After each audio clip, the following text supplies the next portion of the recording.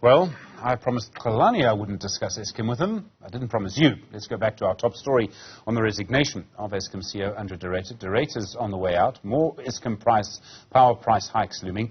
The long list of former Eskom CEOs over the last few years is now getting longer. Newzroom Afrika's Andersen takes a look.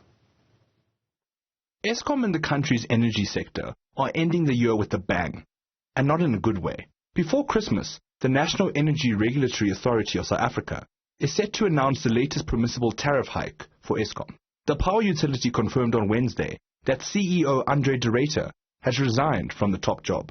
According to Eskom, de Ruyter has agreed to stay on until the end of March 2023 for a smoother transition. That is longer than the standard 30-day notice period he was obligated to serve. But while finding a new CEO will be top of the agenda for 2023, energy experts are keen to make sure new electricity tariff increases are not swept under the rug.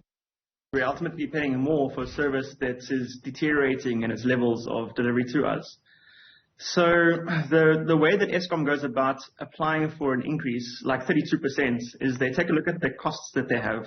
All the costs now we're talking about, including the primary energy costs, the cost of repayments of debts, the costs to the IPPs that are currently on the grid that they have to give money to for the renewable energy that they get.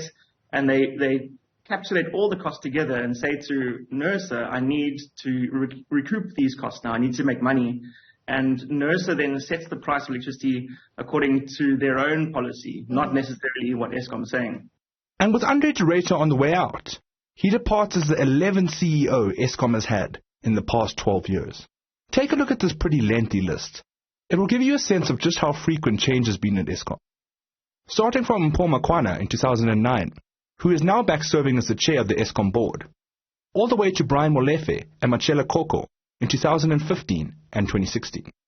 Both Molefe and Koko faced numerous allegations related to the dealings with the Gupta family at Eskom. Some of the names from 2017 onwards served for such a short time that you would be forgiven for barely remembering their time in the hot seat. That would have been made easier by the fact that load shedding has only escalated severely in the years since, keeping South Africans with their eyes glued to all developments at Eskom. The road ahead for whoever replaces de Ruyter will no doubt be an incredibly bumpy one.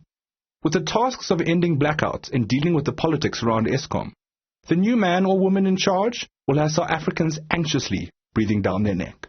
For Newzroom Afrika on Channel 405, I'm Andersen in Johannesburg.